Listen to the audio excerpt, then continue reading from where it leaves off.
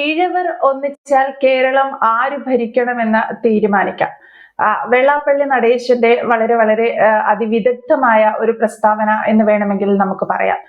അതിനുശേഷം വന്ന പ്രതികരണങ്ങളും ശ്രദ്ധേയമാണ്. എങ്ങനെ വിലയിരുത്താം ജയസൂര്യൻ സർ? വെള്ളാപ്പള്ളി നടേശൻ പറഞ്ഞ കാര്യം വളരെ ശരിയാണ്. ഈഴവർ ഒന്നിച്ചാൽ കേരളം ഈഴവർക്ക് വേണമെങ്കിൽ ഭരിക്കാം, ഇനി അതല്ല ഈഴവർ ഉദ്ദേശിക്കുന്നവർക്ക് വേണമെങ്കിലും ഭരിക്കാം. പക്ഷെ വെള്ളാപ്പള്ളി നടേശൻ എന്തുകൊണ്ടാണ് ഇപ്പോൾ ഇത് പറയേണ്ടി വന്നത്? അദ്ദേഹത്തിന്റെ പ്രസംഗത്തിന്റെ മുഴുവൻ ഭാഗവും ഞാൻ കേട്ടു നോക്കിയപ്പോൾ അദ്ദേഹം പറഞ്ഞത്, ഇപ്പോൾ എല്ലാം തീരുമാനിക്കുന്നത് തങ്ങൾമാരാണ്.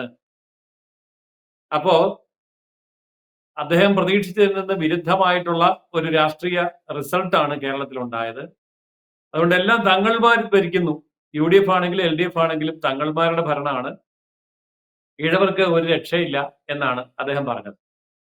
അദ്ദേഹത്തിന്റെ ആ ഒരു പ്രസംഗം ശ്രദ്ധിച്ചപ്പോൾ എനിക്ക് തോന്നിയത്, കേരളത്തിൽ ഏതെങ്കിലും ഒരു സമുദായം, ഒരു ഹിന്ദു സമുദായം, ഞങ്ങൾ സംതൃപ്തരാണ് LDFന്റെ അല്ലെങ്കിൽ UDFന്റെ ഭരണം കൊണ്ട്, അവരുടെ പിന്തുണ കൊണ്ട് ഞങ്ങളുടെ പ്രശ്നങ്ങളെയൊക്കെ മറികടന്നിരിക്കുന്നു, ഞങ്ങൾ വളരെ സന്തോഷത്തോടു കൂടിയാണ് കേരളത്തിൽ ജീവിക്കുന്നത്, നല്ല LDF ആണ്, നല്ല UDF ആണെന്ന് പറയുമോ?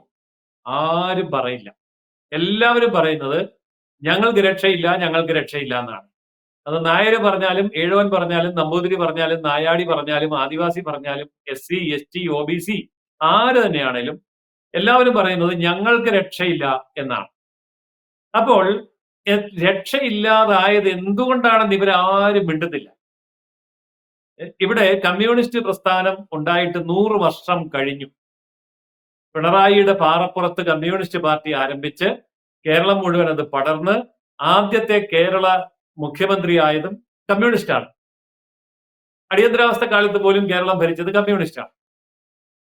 കേരളത്തിന്റെ ഇതുവരെയുള്ള ചരിത്രത്തിൽ പകുതിയിലധികം കാലം കമ്മ്യൂണിസ്റ്റുകാർ ഇടതുപക്ഷം ഭരിച്ചു. എന്നിട്ടും എന്തുകൊണ്ടാണ് ആർക്കും രക്ഷയില്ലാതായത്? അതായത് കമ്മ്യൂണിസ്റ്റ് പാർട്ടിയുടെ നട്ടൽ എന്ന് പറയുന്നത് ഈഴവ സമുദായമാണ്. ഈഴവരായിട്ട് ജനിച്ചിട്ടുള്ളവരെല്ലാം കമ്മ്യൂണിസ്റ്റ് ആണ് എന്ന് ഉള്ള ഒരു വിശ്വാസം ഉണ്ടായിരുന്നു. അത് ഏതാണ്ട് ഒരു 99% ശരിയാണ്. ഈഴവ സമുദായത്തിന്റെ സ്വന്തം പാർട്ടിയാണ് കമ്മ്യൂണിസ്റ്റ് പാർട്ടി എന്നുള്ള നിലയിൽ ഈഴവ സമുദായം അകമഴിഞ്ഞ് 100% പിന്തുണ കൊടുത്ത് വളർത്തിയെടുത്ത ഒരു പാർട്ടിയാണ് കമ്മ്യൂണിസ്റ്റ് പാർട്ടി. എന്നിട്ട് അതിന്റെ അനിഷേധ്യ നേതാവായിട്ടുള്ള വെള്ളാപ്പള്ളി നടേശന് കമ്മ്യൂണിസ്റ്റ് പാർട്ടി 100 വർഷം തികയുന്ന ഈ സമയത്ത് കേരളത്തിൽ നിന്നുകൊണ്ട് ഇത് പറയേണ്ടി വരുമ്പോൾ ആർക്കാണ് തെറ്റുപറ്റിയത് എന്ന് വിലയിരുത്തേണ്ടതുണ്ട്. ഇപ്പൊ നമ്മള് ഈഴവർ പറയുന്നു, ഞങ്ങൾക്ക് ഒന്നും ഇല്ലാതായി, ഞങ്ങൾക്ക് കോളേജില്ല, ഞങ്ങൾക്ക് സ്കൂളില്ല, ഞങ്ങൾക്ക് ബിസിനസ് ഇല്ല, ഞങ്ങൾക്ക് സർക്കാർ ഉദ്യോഗമില്ല, ഒന്നുമില്ല എന്നാണ് ഈഴവർ പറയുന്നത്. ഇത് തന്നെയാണ് OBC പറയുന്നത്, ഞങ്ങൾക്ക് അത്രയും കൂടെ ഇല്ല എന്നാണ്. പട്ടികജാതി പട്ടികവർഗക്കാർ ഞങ്ങൾക്ക് ഇല്ല എന്ന് പറയാൻ പോലും ഒന്നുമില്ല, അത്രമാത്രം ശരിയാണ്. ഇവരെല്ലാം പറയുന്നത് ശരിയാണ്. അങ്ങനെയെങ്കിൽ ആരാണ് ഇവരെ ഒന്നുമില്ലാതാക്കിയത്? അവിടെയാണ് കമ്മ്യൂണിസ്റ്റ് പാർട്ടി പ്രതിക്കൂട്ടിൽ കയറുന്നത്. കമ്മ്യൂണിസ്റ്റ് പാർട്ടി ഇവിടുത്തെ മുതലാളിമാർക്ക് വേണ്ടി ഉണ്ടായ പാർട്ടിയല്ല, എസ്റ്റേറ്റ് ഉടമകൾക്ക് വേണ്ടി ഉണ്ടായ പാർട്ടിയല്ല, കച്ചവടക്കാർക്ക് വേണ്ടി ഉണ്ടായ പാർട്ടിയല്ല, വ്യവസായികൾക്ക് വേണ്ടി ഉണ്ടായ പാർട്ടിയല്ല. പിന്നെ ആർക്ക് വേണ്ടിയാണ്? പാർശ്വവൽക്കരിക്കപ്പെട്ട, അരികുവൽക്കരിക്കപ്പെട്ട, ഏറ്റവും പാവപ്പെട്ട തൊഴിലാളി വിഭാഗത്തിന് വേണ്ടി, കർഷക തൊഴിലാളിക്ക് വേണ്ടി, പട്ടികജാതി പട്ടികവർഗ OBC പിന്നോക്ക ദളിത് വിഭാഗത്തിന് വേണ്ടി, ആദിവാസിക്ക് വേണ്ടി ഒക്കെ ഉണ്ടായ പാർട്ടിയാണ് കമ്മ്യൂണിസ്റ്റ് പാർട്ടി എന്നാണ് കമ്മ്യൂണിസ്റ്റ് പാർട്ടി പറയുന്നത്. പക്ഷേ ഈ പറയുന്നവരാരും പറയുന്നില്ല കമ്മ്യൂണിസ്റ്റ് പാർട്ടി ഞങ്ങളെ രക്ഷിച്ചു എന്ന് പറയുന്നില്ല. എന്നിട്ടോ ഇപ്പൊ വെള്ളാപ്പള്ളിയുടെ വാക്കുകളിലൂടെ പറഞ്ഞാൽ കമ്മ്യൂണിസ്റ്റ് പാർട്ടി ഇന്ന് പണിയെടുക്കുന്നത് മുസ്ലിം മുഖ്യമന്ത്രിയെ ഉണ്ടാക്കാൻ വേണ്ടിയാണ് എന്നാണ് വെള്ളാപ്പള്ളി പറയുന്നത്. ഇപ്പൊ അതിനുള്ള ഒരുക്കമാണ് എന്നാ. അപ്പൊ കമ്മ്യൂണിസ്റ്റ് പാർട്ടി ഇത്രയും കാലം ഈഴവ സമുദായം അടക്കമുള്ള പിന്നോക്ക സമുദായങ്ങളുടെ ചോരയും നീരും ഊറ്റി കുടിച്ച് തടിച്ചു കൊഴുത്ത് വളർന്നു. അങ്ങനെ വളർന്നത് മുഴുവൻ സവർണ തമ്പുരാക്കന്മാരുമായിരുന്നു. കമ്മ്യൂണിസ്റ്റ് പാർട്ടിക്ക് ഇന്ത്യ മഹാരാജ്യത്ത് 26 തവണ 3 സംസ്ഥാനങ്ങളായി മുഖ്യമന്ത്രി സ്ഥാനം കിട്ടി.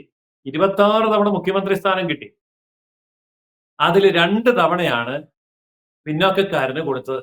ബാക്കി 24 തവണയും സവർണ ബ്രാഹ്മണ മേധാവികൾ തന്നെയാണ് ഭരണം നടത്തിയത്.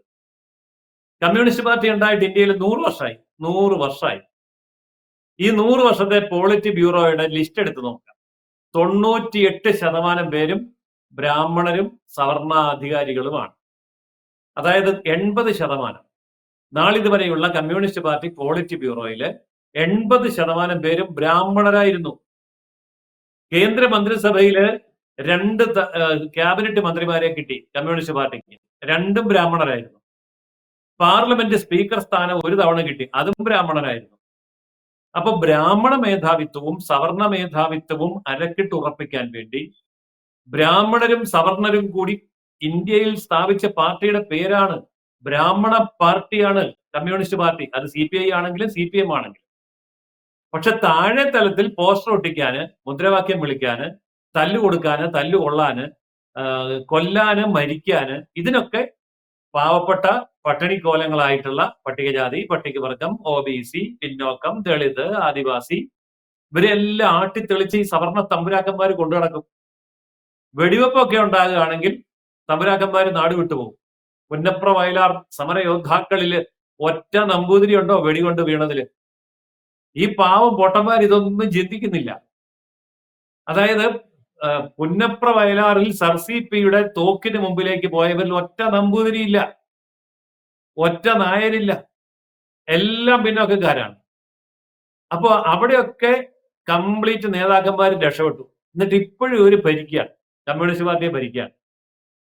എന്നിട്ട് ആ കമ്മ്യൂണിസ്റ്റ് പാർട്ടിയെ ജയിപ്പിക്കാൻ നടക്കുകയാണ് വെള്ളാപ്പള്ളിയുടെ സമുദായം ഇപ്പോഴും. എന്നിട്ട് പിന്നെ വെള്ളാപ്പള്ളി കരയുന്നതിന്റെ കാര്യം എന്താ? കരഞ്ഞിട്ടെന്താ കാര്യം?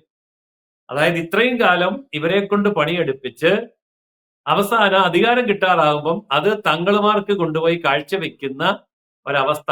ഏതായാലും വെള്ളാപ്പള്ളിക്ക് അത് തിരിച്ചറിയാൻ കഴിഞ്ഞു, അത് ഉറക്കം വിളിച്ചു പറയാൻ സാധിച്ചു എന്നുള്ളത് വലിയ വിജയമാണ്.